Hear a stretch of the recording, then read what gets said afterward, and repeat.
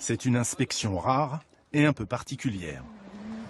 Je suis Anne Stambach-Ternoir, députée, avec Adrien Clouet, député également. Nous sommes tous deux députés de la Haute-Garonne et nous venons exercer notre droit de visite, s'il vous plaît. Deux députés de la France Insoumise, accompagnés de journalistes, en visite au centre de rétention administrative de Cornebarieux. Leur droit en tant qu'élus.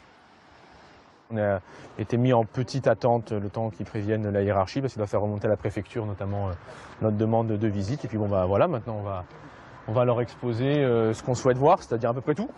Un contrôle en forme d'opération de communication en vue de peser sur les débats à l'Assemblée nationale, alors que la loi sur l'immigration agite les partis politiques depuis plusieurs mois.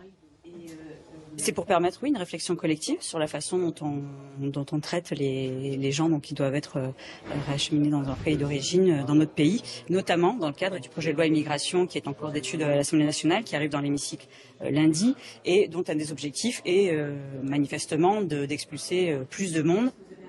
Tous les points névralgiques sont scrutés. Salles d'accueil, chambres d'isolement, cellules.